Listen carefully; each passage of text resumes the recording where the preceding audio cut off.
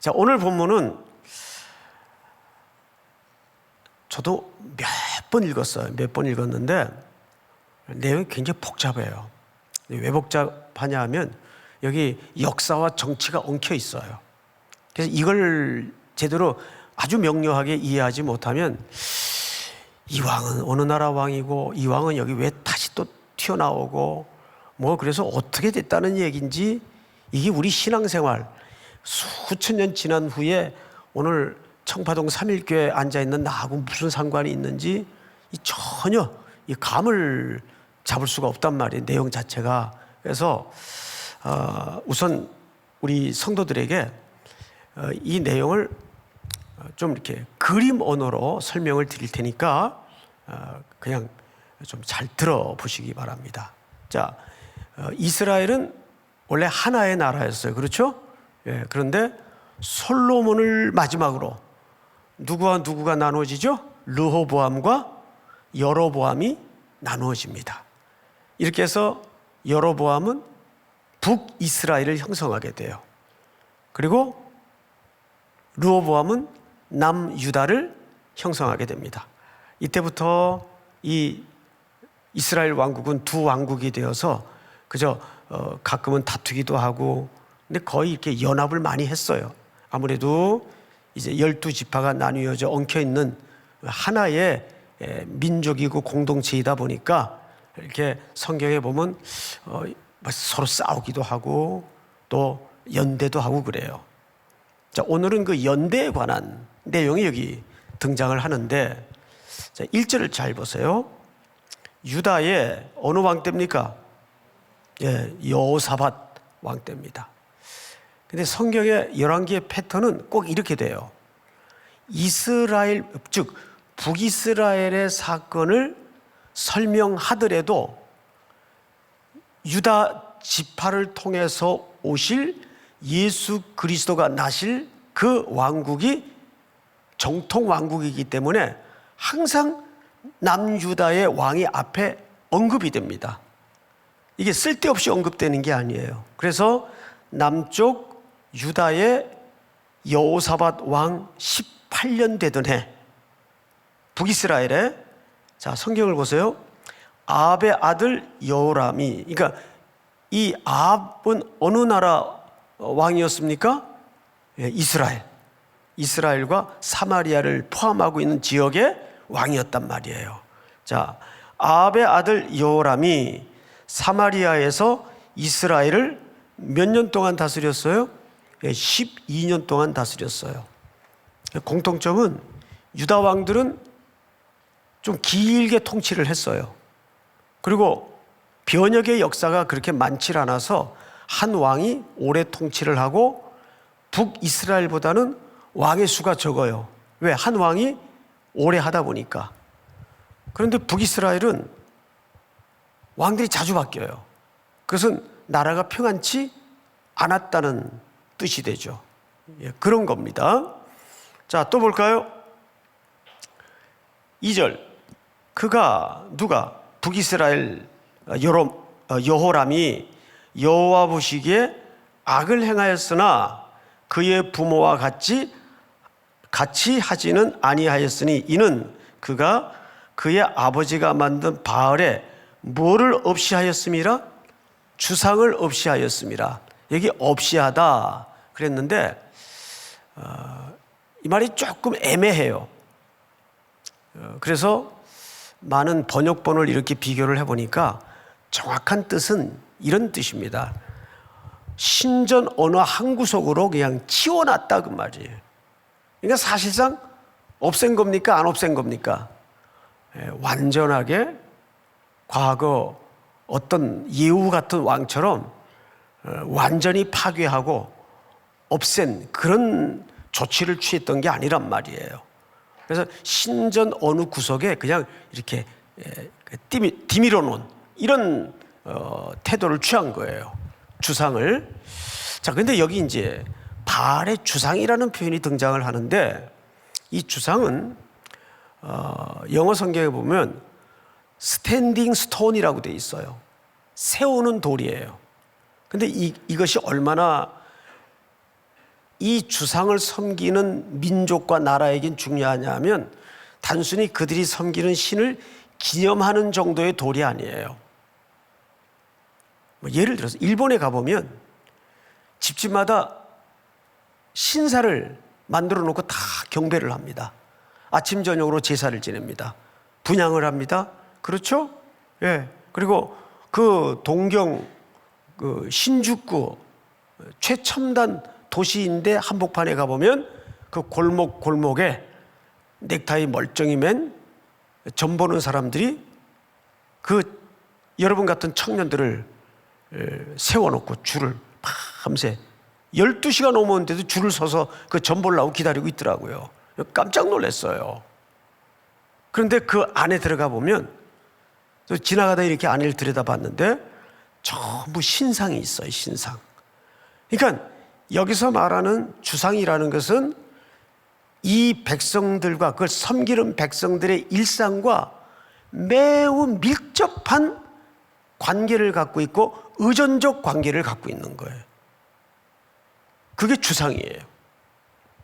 자, 그런데 2절을 보시면 그 아합의 아들 여호람이 그 아버지와 같지는 않았어요. 그 주상을 본격적으로 섬겼던 그 아합 왕, 유명한 왕이죠. 그 아내가 누구로 또 유명하죠? 이세벨, 기억나시죠? 예, 엘리야가 이세벨의 호령 앞에 혼비백산에서 도망갔던 기록이 열왕기상에 있죠? 바로 그 왕이에요. 그 이 아들은 그 아들이에요. 근데 아버지 같지는 않았어요. 신상을 없애긴 했는데 그냥 신전 어느 한 구석에 이렇게 멀리 이렇게 던져놓은 거예요. 그리고 이제 3절을 한번 볼까요? 다 같이 한번 읽겠습니다. 3절 시작. 그러나 그가 느밧의 아들 여로보암이 이스라엘에게 범하게 한 그 죄를 따라 행하고 떠나지 아니하였더라. 예. 그러나 그가 느밧의 아들 여로보암이 이스라엘에게 범죄하게 한 그 죄를 따라 행하고 떠나지 아니하였더라. 정확하게 앞의 내용을 보충 설명하죠. 예. 신상을 완전히 없앤 게 아니에요. 그리고 북이스라엘의 실질적인 초대왕 여로보암의 길을 그대로 따랐어요. 자, 이것은 사실 누가 씨를 뿌려놓은 겁니까? 솔로몬이 천여 명의 여인들을 곁에 두고 그들이 조국을 떠나서 시집 올 때 가지고 왔던 우상단지들을 성전 안에서도 섬기고 여호와의 순수한 신앙은 그때부터 이미 혼합주의 신앙으로 병이 들어가고 있었어요. 그리고 나라가 나누어지면서 그것이 북이스라엘을 중심으로 더 극명하게 드러나기 시작합니다. 자, 이런 흐름을 오늘 열왕기 기자가 쓰고 있는 중요한 이유가 있어요. 그 흐름을 놓치고 오늘 본문을 읽어서는 안 될 텐데 마저 읽어보십시다. 4절 주제가 이어집니까? 뚝 끊어집니까? 뚝 끊어져요. 제가 읽겠습니다. 모압 왕 메사는 양을 치는 자라 새끼 양 10만 마리의 털과 근데 이게 10만 마리를 잡으려면 이게 가능한 숫자인지는 모르겠어요. 그래서 학자들은 이 히브리어를 표기하다가 이게 좀 과장된 게 아니겠는가라고 보는 학자들도 있는데 그냥 우리는 과장이 됐더라도 그것은 하나의 팩트를 더 극명하게 다루기 위한 문해적 방법의 차이로 이해하시면 좋을 것 같아요. 자, 10만 마리의 털과 수양 10만 마리의 털을 이스라엘 왕에게 바치더니 이게 무슨 얘기냐면 앞을 잠깐 보실까요? 지도를 좀 하나 띄워주세요. 지도를 여러분들이 볼 텐데 조금 키워줄 수 있나요? 조금만 더. 여기서 예, 방금 그 정도면 되겠습니다. 됐습니다. 여기 보시면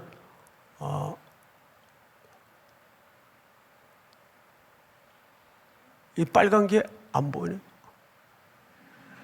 어디 갔어, 빨간? 여기 나오는데. 잠깐만요.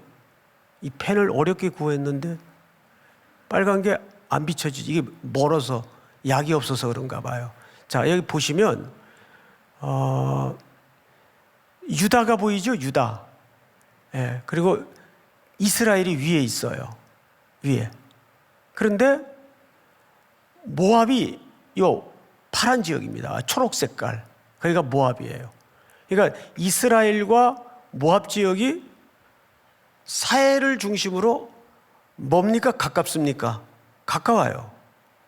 근데 이때 무슨 얘기냐면 저 이스라엘의 속국이 모압이에요. 그러니까 모압 사람들은 이스라엘의 속국으로 전락했기 때문에 매년마다 이렇게 조공을 바치듯이 양털을 바치고 수량의 털을 바치고 곡물을 바치고, 그게 없을 때는 노동력을 갖다가 바치고 이렇게 속국으로 살았어요. 그런데 여기에 이제 큰 변화가 찾아와요. 그 혹독했던 이세벨의 남편 아합이 죽어요. 그러고 나서 아무래도 아들대로 정권이 넘어가면서 정치 기반이 더 강력해졌을까요? 약해졌을까요? 약해졌단 말이죠. 이 틈을 타서 그림을 잘 보시면 여기 빨간 게 좀 나왔으면 참 좋은데 이게 안 나오네. 약이 없어서 그래요. 요 모압 사람들이 저 이스라엘 요단강 흘러내리는 저 국경선 지역을 통해서 반기를 듭니다.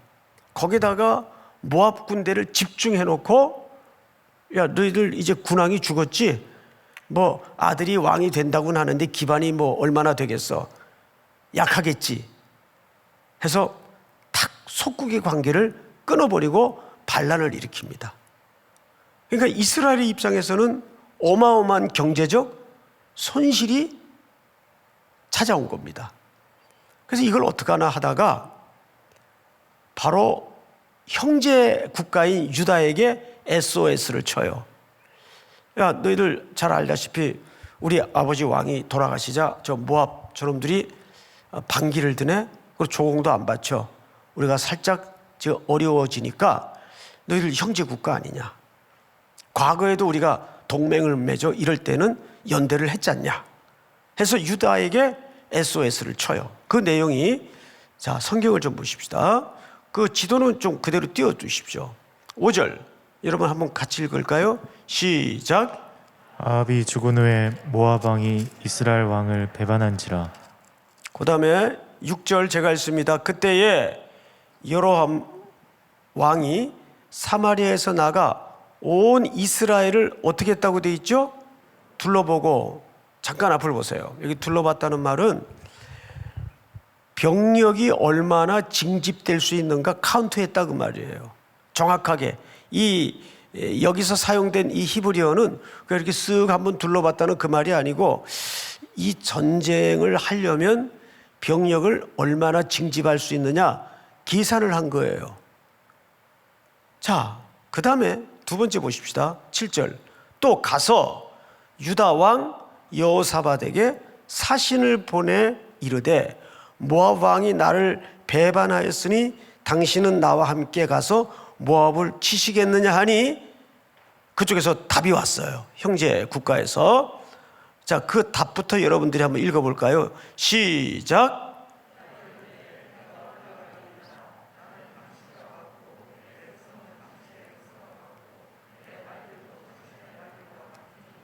예. 가겠다 그랬어요? 안 가겠다 그랬어요? 예, 가겠다. 당연히 가지. 왜? 과거에도 이런 일이 있었는데 한번 그 기록을 좀 볼까요? 열왕기상 22장 4절을 한번 띄워주세요. 보시면 여호사밧에게 이르되 당신은 나와 함께 길앗 라모스로 가서 싸우시겠느냐?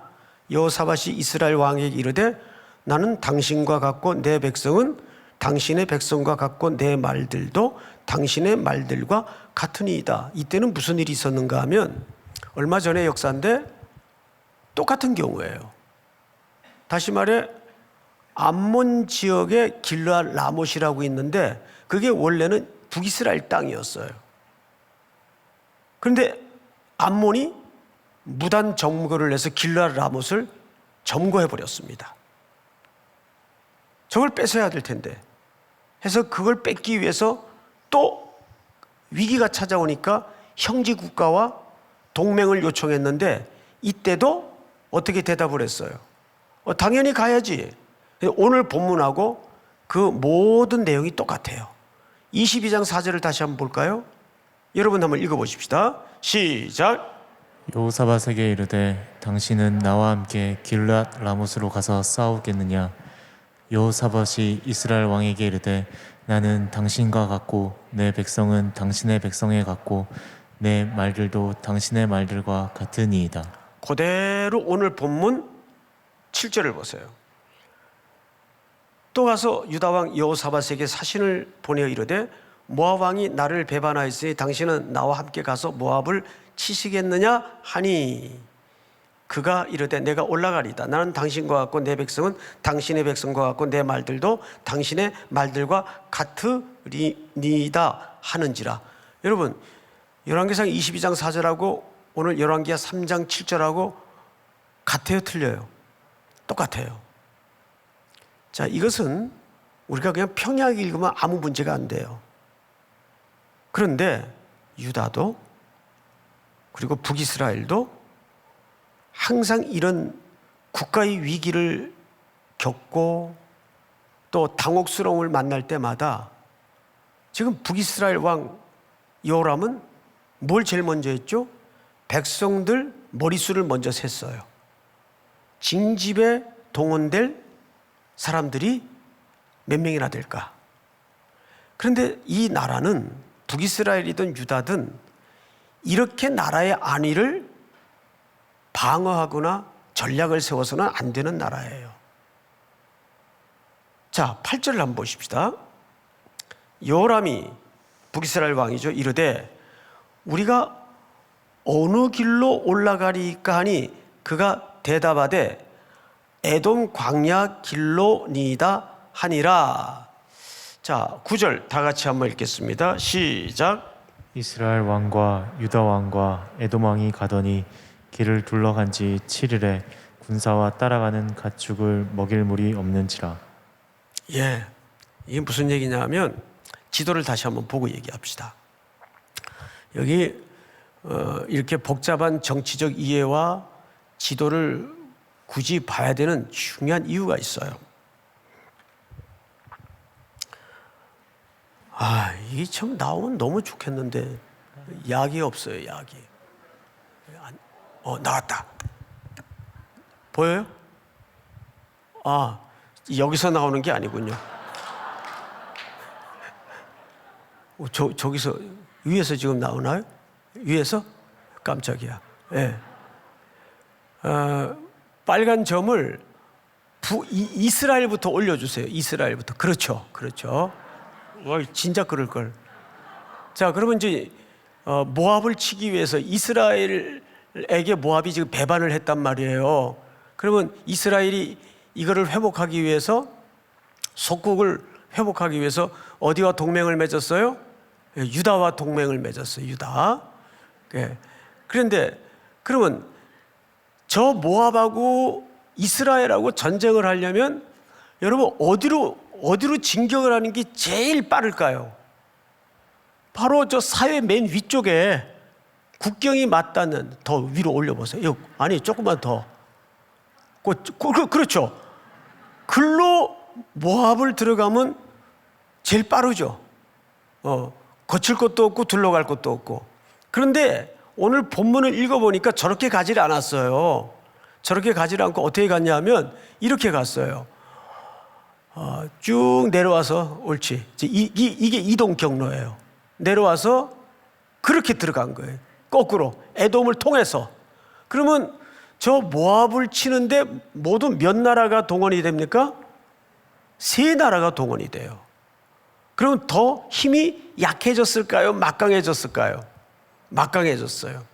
이런 이득을 노린 데다가 사실상 북이스라엘 왕의 잔머리로는 설마 우리가 저 아래로, 그러니까 예를 들면 저 아래로 남쪽으로 갔다가 서울로 다시 올라오는 경로를 택할 줄은 모압이 상상을 못하는 거예요. 상상을. 게다가 또 하나 문제는 다시 아까 글로 올려주세요. 예, 그 국경선 쪽은 이미 속국에서 벗어나고자 반란을 일으킬 때 저쪽에는 병력이 집결돼 있어요. 북이스라엘의 입장에서는. 그래서 저 길이 가장 빠른 길이고 효과적이고 경제적인 길임에도 불구하고 절로 안 갑니다.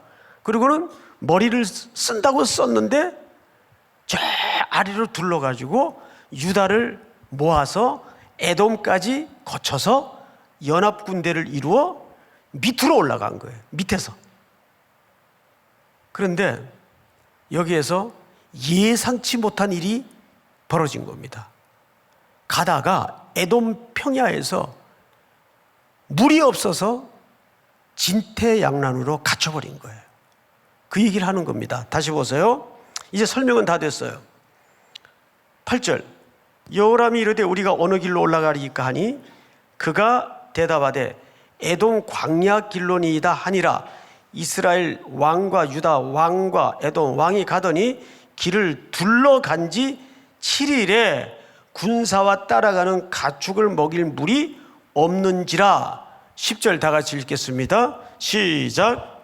이스라엘 왕이 이르되 슬프다. 여호와께서 이 세 왕을 불러 모아 모압의 손에 넘기려 하시는도다 하니. 네. 이 물이 없는 상황은 북이스라엘 왕이 계산에 있었을까요? 없었을까요? 계산이 없었어요. 근데 놀랍게도 학자들의 견해를 보면 이쪽은 물이 마를 수가 없는 지역이에요. 근데 물이 말랐어요. 아니, 물을 말리셨어요. 낭패를 당하게 만든 겁니다. 그러니까 오늘 북이스라엘 왕이 그제서야 누구의 이름을 입에 올리죠? 여호와께서 우리를 여기에 가두어 적군으로 하여금 모압으로 하여금 멸망을 당하게 만드시는구나. 그런데 그 앞에 쭉 이 작지 않은 전쟁을 준비하고 연대를 이루고 모압을 혼내기 위해서 쳐들어가는 모든 경로를 따라오는 과정까지 그들이 하나님을 구하거나 하나님을 찾거나 하나님이 그들의 모든 이 작전에 이 전쟁이 여호와께 속해야 되는 전쟁의 흔적이 있어요, 없어요? 없단 말이에요. 전혀 없어요. 제일 먼저 한 일은 백성들의 머리수를 셌어요. 왜?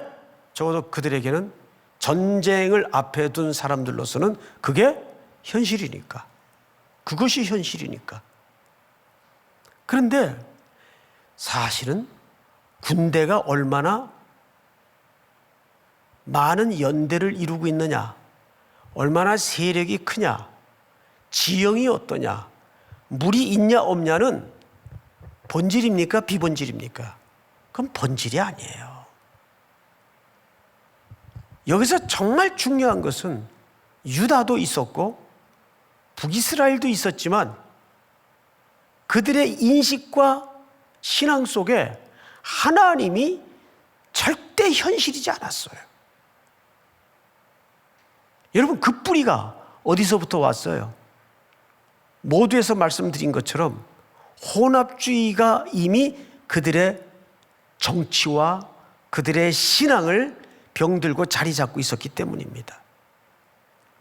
오히려 우리가 신앙생활을 하다 보면 신앙생활의 구조는 담백하고 단순해야 돼요. 야, 이러면 내가 손해인데 그런 계산이 없어야 돼요. 아, 이러면 내가 힘들어지는데 그런 계산도 없어야 돼요. 이건 주님의 방법이 아니면 그냥 안 쳐다보는 거예요. 그건 계산의 의식 속에서 잘라버리는 거예요. 믿습니까? 그런 삶의 태도가 하나님을 뭘로 삼는 겁니까? 현실이 되게 하는 거예요.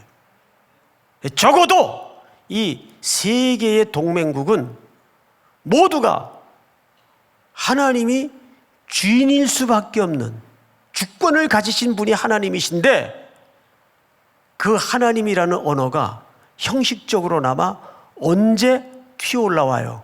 위기를 만났을 때. 위기를 만났을 때.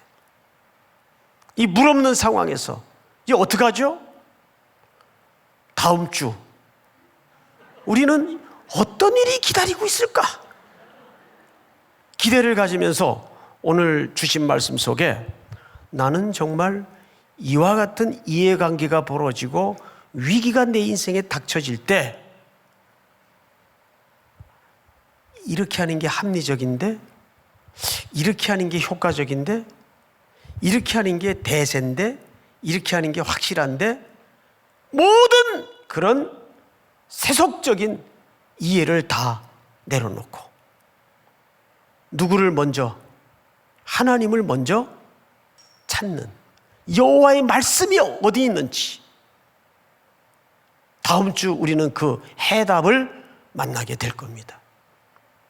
그래서 다음 주 말씀의 제목은 개천을 팔아, 골짜기에 개천을 팔아. 그 말이 하나님께로부터 나온 말이에요. 도대체 그 개천을 파서 어떻게 하겠다는 얘기냐? 다음 주 우리는 그 해답을 만나게 될 겁니다. 우리 찬양 하나 하십시다. 나의 피난처 되신 주.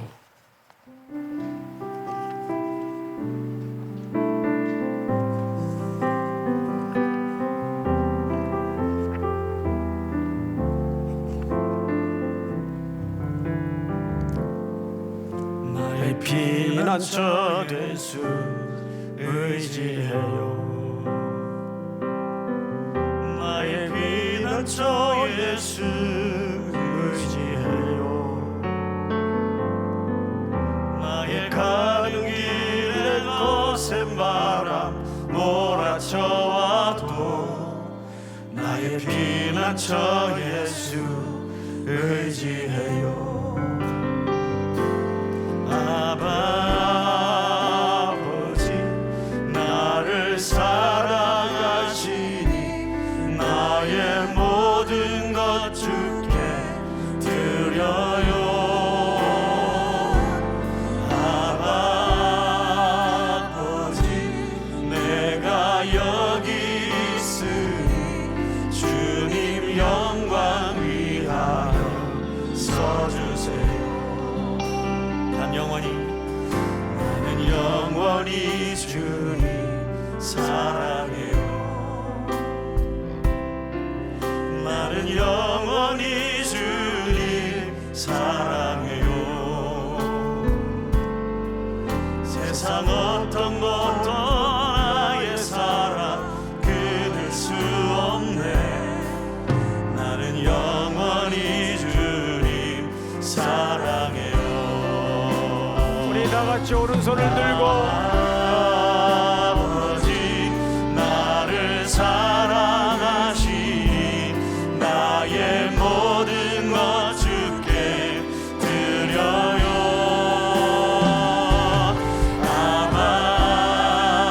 아버지 내가 여기 있으니 주님 영광 위하여 써주세요. 아버지, 아버지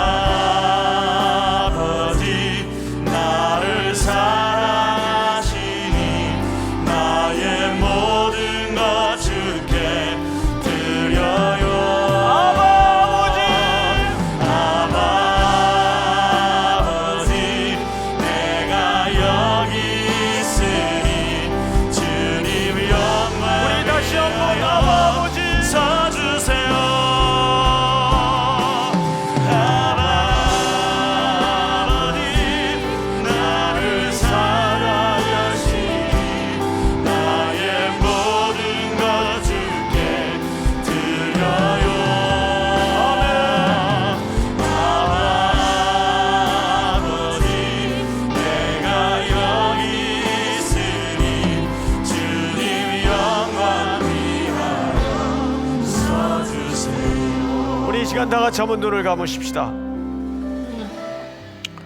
북이스라엘도 남유다도 먼저 생각했던 것은 인간의 효율성, 합리적인 방법, 머릿수였습니다. 당장 눈에 보이는 현실적인 문제들로 나라의 위기, 나라의 갈등을 봉합하려 했고 처리하려 했습니다. 그러나 그 어디에도 하나님은 존재하지 않았고 하나님의 말씀이 주도하지 않은 원정길이었습니다. 사랑하는 형제자매 여러분, 성도 여러분, 오늘 이 밤에 이 말씀을 다시 한번 붙들고 내 모든 삶의 수많은 영역 속에 어떤 상황임에도 불구하고 그것이 지독한 고난이든 말로 다 할 수 없는 시험이든 상관없이 오로지 이 밤에 하나님만이 나의 피난처가 되어 주시옵소서.